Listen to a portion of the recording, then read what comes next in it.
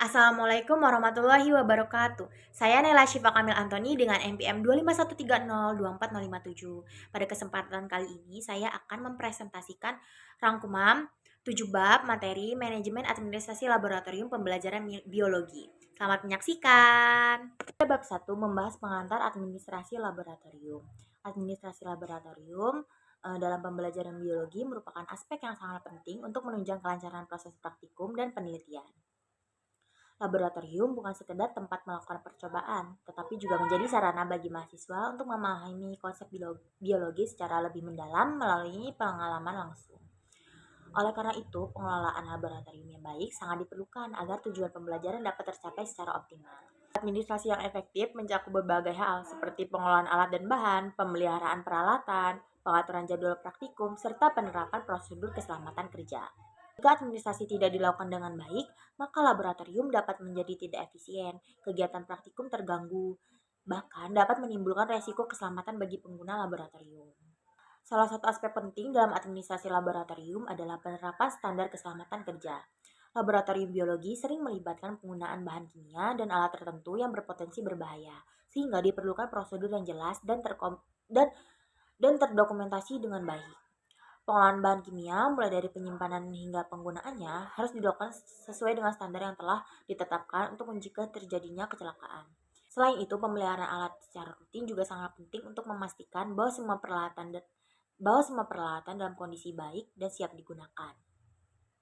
Dengan adanya pengolahan yang teratur, resiko kerusakan alat dapat diminimalkan dan kegiatan praktikum dapat berjalan dengan lancar.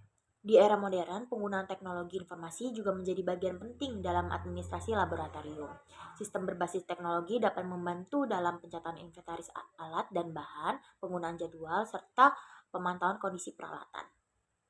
Hal ini membuat pengelolaan laboratorium menjadi lebih efisien, akurat, dan transparan. Selain itu, teknologi juga dapat mengurangi kesalahan manusia dalam pencatatan data, sehingga informasi yang dihasilkan menjadi lebih terpercaya. Dengan demikian, penerapan teknologi dalam administrasi laboratorium dapat meningkatkan kualitas pengelolaan secara keseluruhan. Selain pengelolaan alat dan bahan, administrasi laboratorium juga mencakup pengelolaan sumber daya manusia yang terlibat di dalamnya, seperti mahasiswa, dosen, dan laboran. Pembagian tugas yang jelas serta pelatihan yang memadai sangat diperlukan agar setiap individu memahami perannya masing-masing. Laboran harus memiliki pemahaman yang baik mengenai prosedur keselamatan dan penggunaan alat. Sementara dosen berperan dalam membimbing dan mengawasi jalannya praktikum. Dengan adanya kerjasama yang baik antara semua pihak, suasana laboratorium akan menjadi lebih kondusif dan mendukung proses pembelajaran. Laboratorium sendiri memiliki peran yang sangat penting dalam pendidikan biologi, karena memberikan pengalaman belajar yang tidak dapat digantikan oleh teori saja. Melalui kegiatan praktikum, mahasiswa dapat mengembangkan keterampilan seperti observasi, analisis data, dan penggunaan alat laboratorium. Selain itu, laboratorium juga melatih kemampuan berpikir kritis dan pemecahan masalah.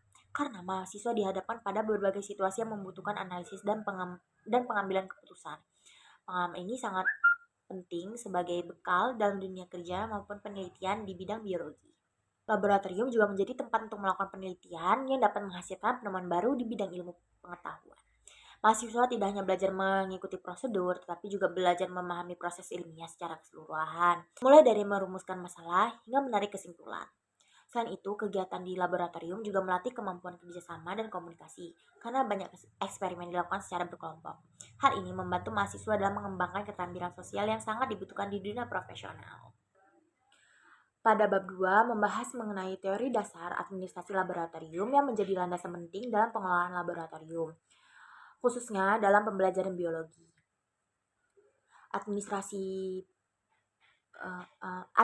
laboratorium pada dasarnya merupakan serangkaian kegiatan yang meliputi perencanaan, pengorganisasian, pengendalian hingga evaluasi yang bertujuan untuk memastikan seluruh aktivitas di laboratorium berjalan dengan lancar, efektif, dan aman. Laboratorium tidak hanya berfungsi sebagai tempat melakukan eksperimen, tetapi juga sebagai sistem yang melibatkan pengelolaan sumber daya, peralatan, bahan, serta tenaga kerja yang harus diatur secara terstruktur. Dengan adanya administrasi yang baik, seluruh komponen di dalam laboratorium dapat bekerja secara terkoordinasi sehingga tujuan pembelajaran dan penelitian dapat tercapai secara optimal. Dalam pelaksanaannya, administrasi laboratorium tidak hanya berfokus pada kegiatan praktikum, tetapi juga mencakup pengelolaan operasional sehari-hari seperti inventaris alat dan bahan, penjadwalan penggunaan laboratorium, serta pemantauan kondisi dan pemeliharaan peralatan.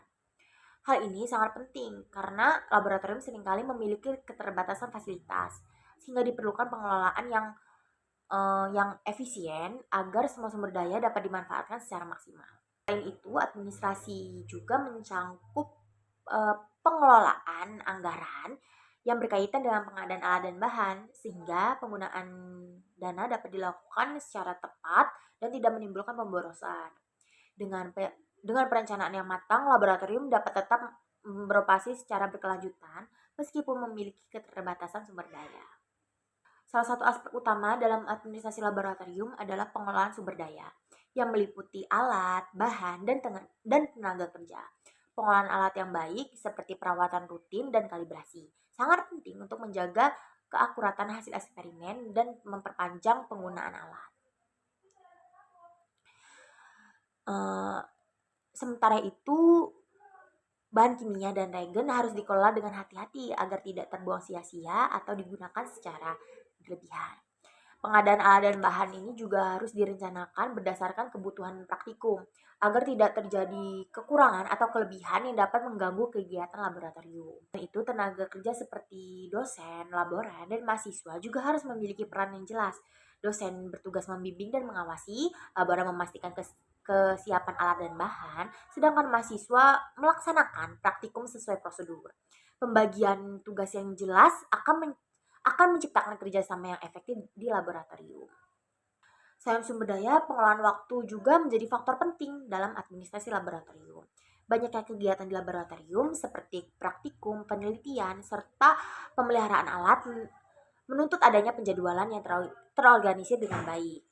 Jadwal yang jelas akan mencegah terjadinya tumpang tindih penggunaan ruang maupun alat, sehingga semua kegiatan dapat berjalan secara efisien. Pengelolaan waktu juga mencakup pengaturan jadwal perawatan dan kalibrasi alat. Karena alat yang tidak dirawat dengan baik dapat mempengaruhi hasil eksperimen.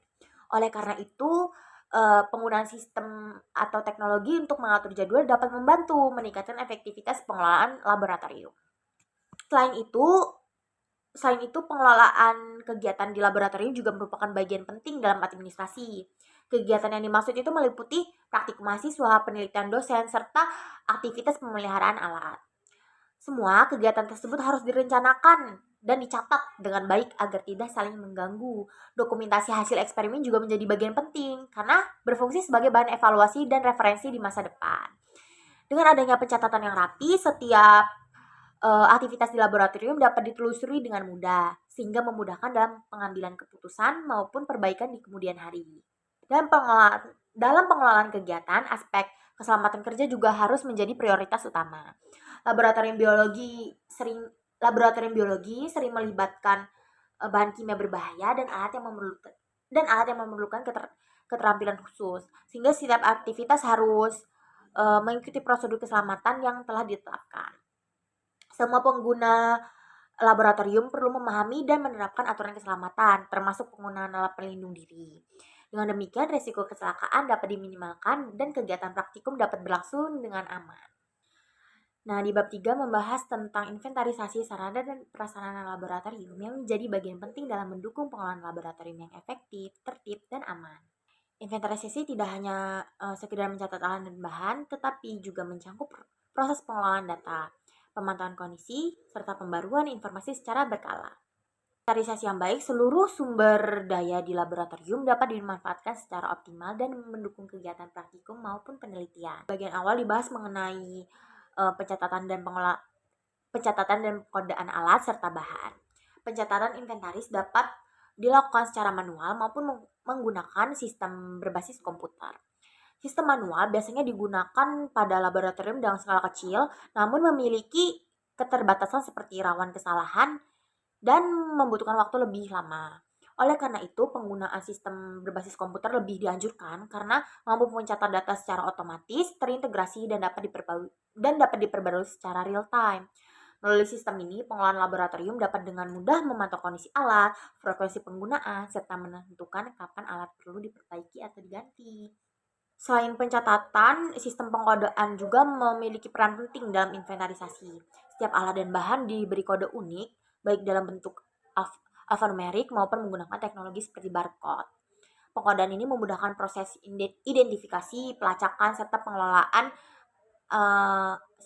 alat dan bahan di laboratorium. Dengan adanya kode yang jelas, pengelola dapat mengetahui jenis, lokasi, dan kondisi setiap item dengan cepat.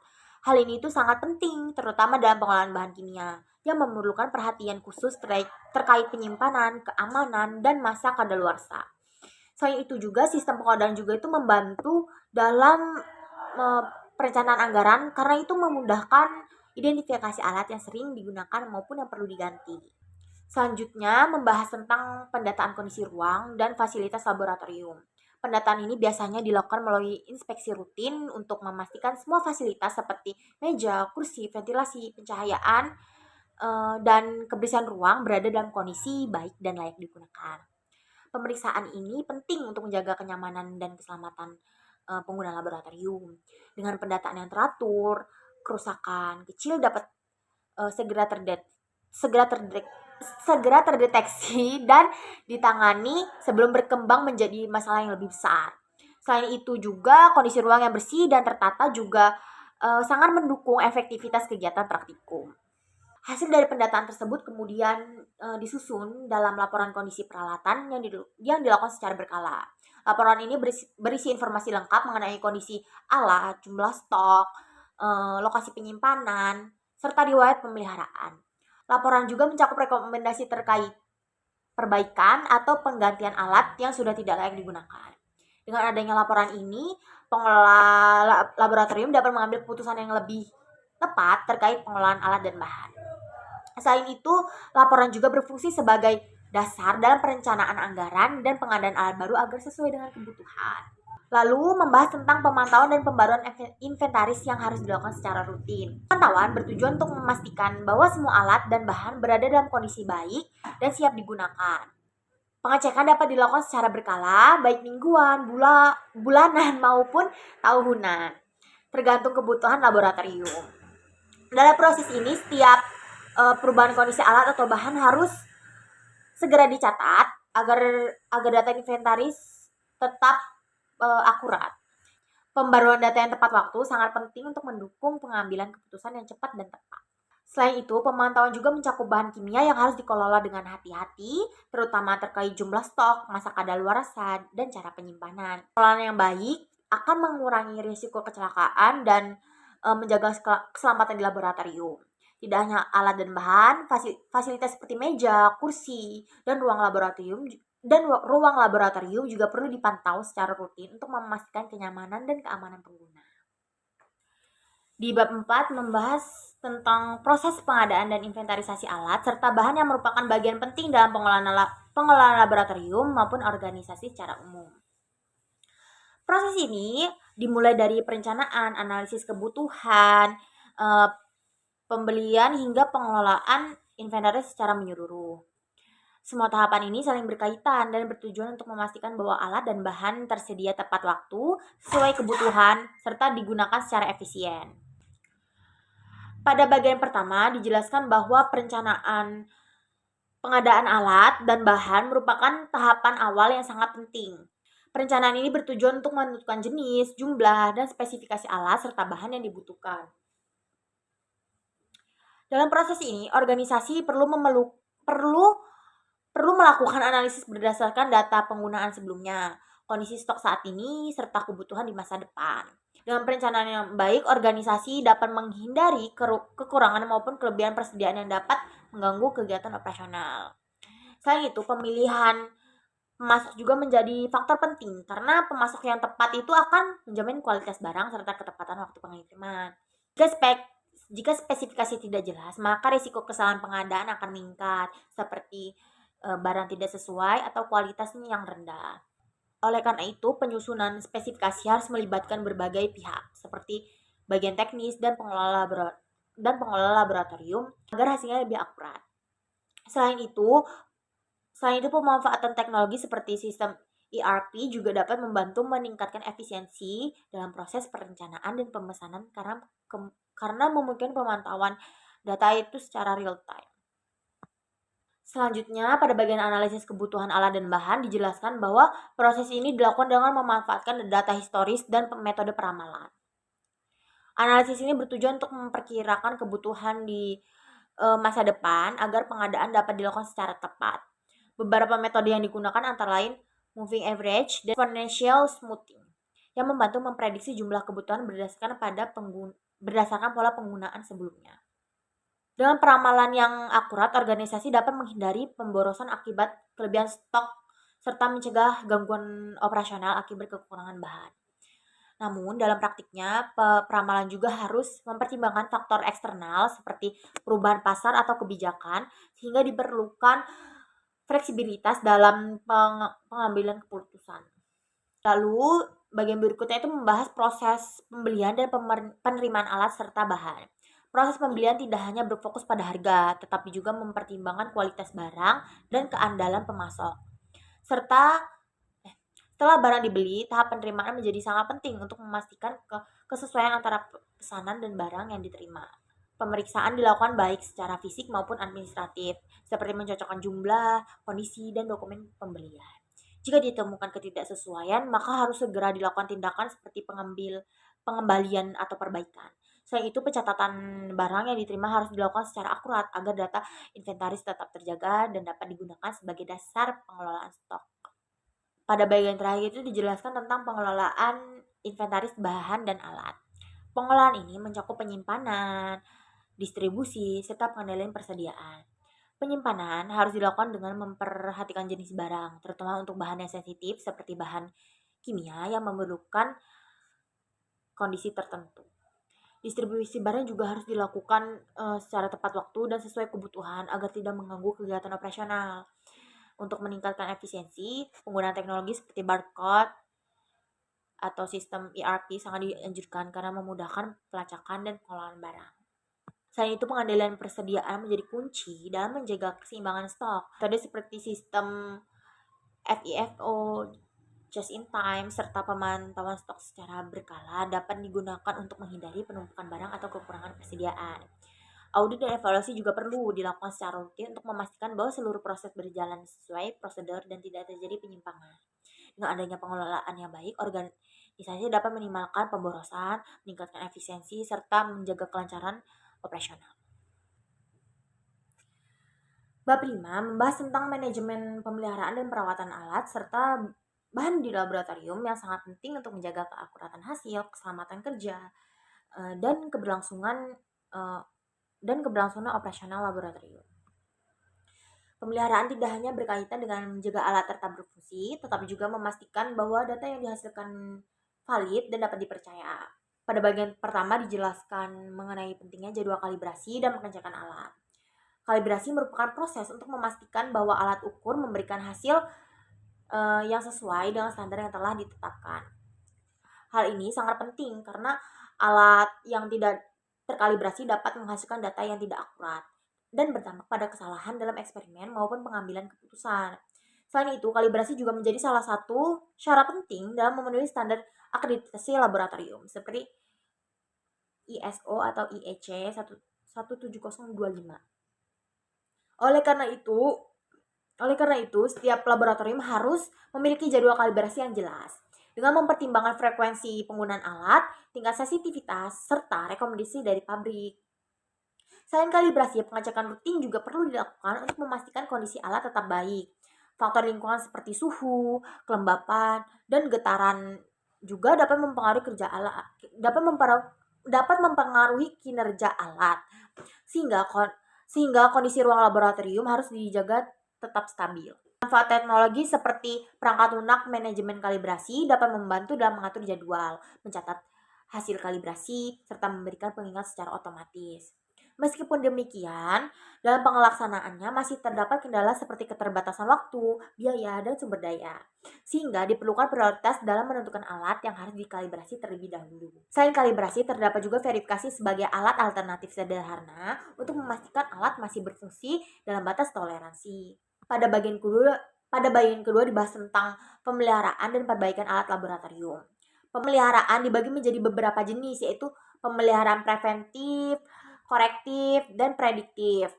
Pemeliharaan preventif itu dilakukan secara rutin untuk mencegah kerusakan sebelum terjadi. Sedangkan pemeliharaan korektif itu dilakukan ketika alat sudah mengalami kerusakan. Sementara itu pemeliharaan prediktif memanfaatkan teknologi untuk memantau kondisi alat dan mendeteksi potensi kerusakan lebih awal.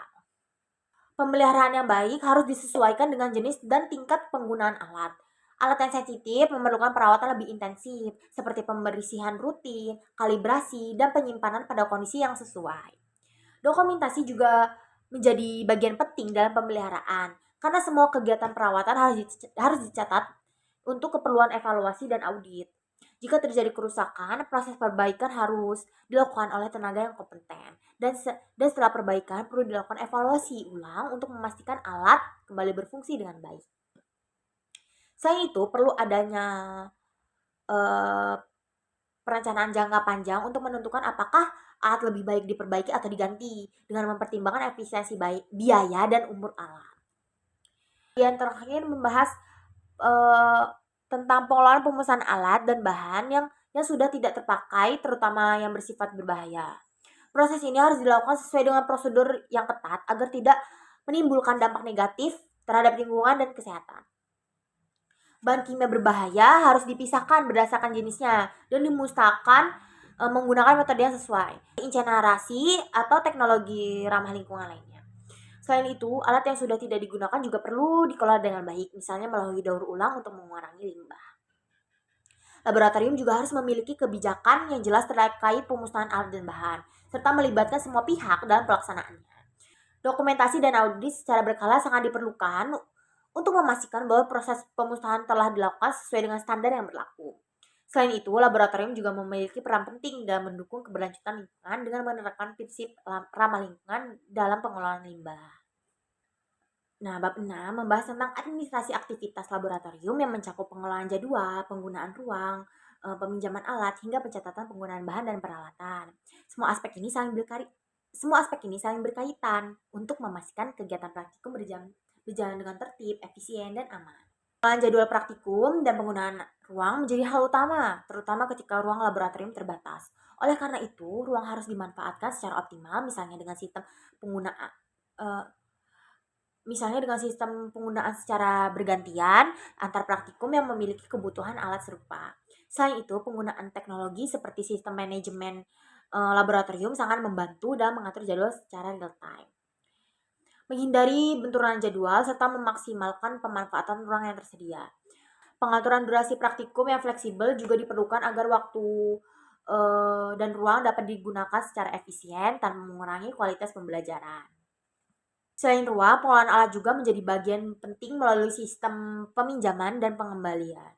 Proses peminjaman harus dilakukan secara terstruktur, mulai dari pengajuan permintaan, pengecekan ketersediaan alat, hingga pencatatan dalam sistem. Selama penggunaan, alat harus diawasi agar tidak terjadi kesalahan penggunaan atau kerusakan. Setelah praktikum selesai, alat dikembalikan dan diperiksa kondisinya untuk memastikan tetap layak digunakan. Jika terjadi kerusakan, harus segera ditindaklanjuti dengan perbaikan atau penggantian agar tidak mengganggu kegiatan berikutnya. Proses pengembalian alat juga harus disertai dengan pembersihan, penyimpanan yang tepat, serta pencatatan kondisi alat. Hal ini penting untuk menjaga kualitas dan umur alat. Selain itu, alat yang sering digunakan perlu mendapatkan pemeliharaan rutin dan kalibrasi agar tetap akurat dan aman digunakan.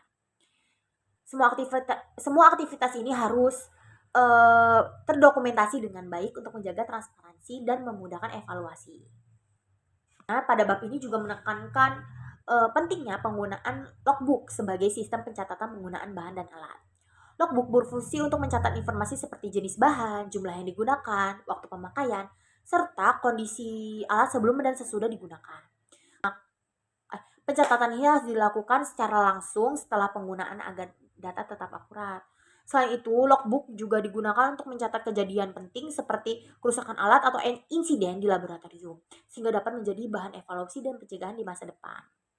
Logbook juga berperan dalam memastikan keterlacakan atau trackability, yaitu kemampuan untuk menelusuri kembali penggunaan bahan dan alat. Hal ini penting dalam menjaga keselamatan, mencegah kesalahan penggunaan, serta mendukung audit laboratorium. Format logbook yang baik biasanya mencakup identitas alat atau bahan, waktu penggunaan, nama pengguna, kondisi alat, serta catatan pemeliharaan atau perbaikan.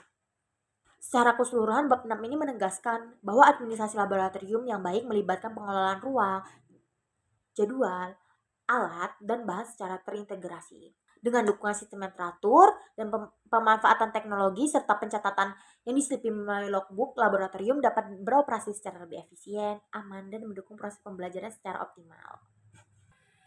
Nah, sampailah kita di bab terakhir, yaitu bab 7. Di bab 7 ini membahas tentang dokumentasi dan laporan dalam laboratorium, yang merupakan bagian penting dalam menjaga keteraturan, transparansi, serta kualitas kegiatan laboratorium.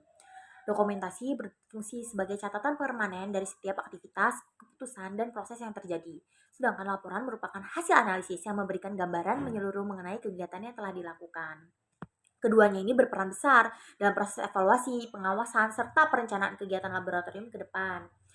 Salah satu bagian penting dalam dokumentasi adalah pengelolaan surat menyurat.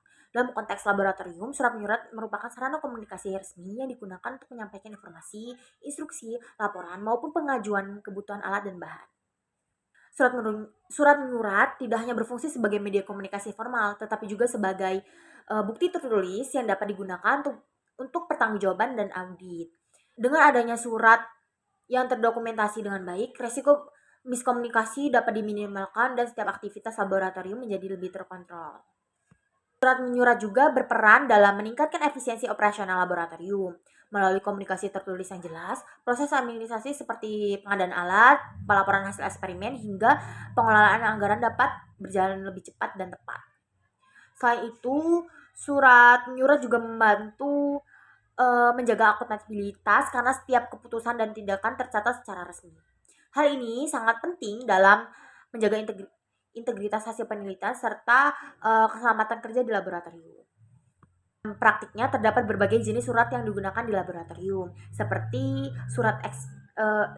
surat permintaan alat atau bahan, surat laporan eksperimen, surat peringatan, surat tugas, hingga surat pengajuan dana. Masing-masing surat memiliki fungsi yang berbeda, tetapi semuanya ini bertujuan untuk mendukung kelancaran operasional dan komunikasi di laboratorium. Selain itu, di era digital, penggunaan surat elektronik seperti email juga semakin penting karena memungkinkan komunikasi yang lebih cepat, efisien, dan mudah diarsipkan. Selanjutnya, bab ini juga menekankan pentingnya penerapan standar operasional prosedur atau SOP dalam pengelolaan surat menyurat. SOP berfungsi sebagai pedoman agar semua proses komunikasi berjalan secara sistematis, cepat, dan sesuai aturan. Dengan adanya SOP, pengelolaan surat masuk dan keluar menjadi lebih teratur, meminimalkan kesalahan, serta mempercepat proses pengambilan keputusan dan tindak lanjut.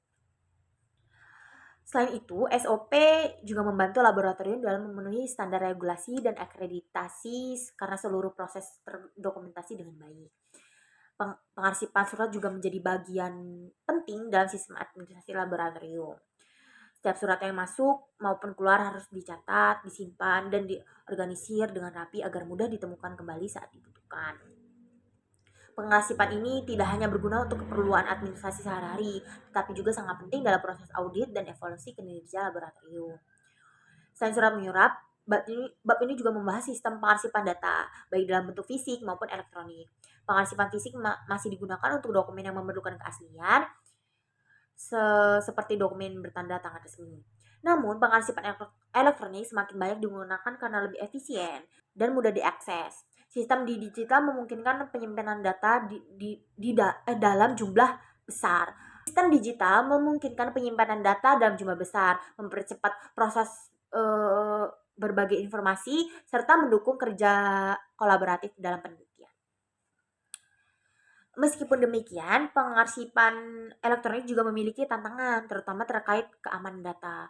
Oleh karena itu, diperlukan sistem pengamanan seperti enkripsi, pembatasan akses, dan pencadangan data secara berkala untuk mencegah kehilangan atau kebocoran informasi. Di sisi lain, pengarsipan fisik juga memiliki keterbatasan seperti kebutuhan ruang yang besar dan kesulitan dalam pencarian dokumen. Sehingga kombinasi antar sistem fisik dan elektronik menjadi solusi terbaik. Secara keseluruhan, bab 7 ini membahas bahwa dokumentasi, laporan, dan pengolahan arsip yang baik merupakan fondasi penting dalam administrasi laboratorium. Dengan sistem yang terorganisir, penerapan SOP yang jelas, serta dukungan teknologi, laboratorium dapat menjaga kualitas data, meningkatkan efisiensi kerja, serta memastikan seluruh kegiatan berjalan secara transparan, aman, dan dapat dipertanggungjawabkan. Baiklah, itu dia penjelasan dan rangkuman 7 bab dari materi manajemen administrasi laboratorium. Terima kasih. Wassalamualaikum warahmatullahi wabarakatuh.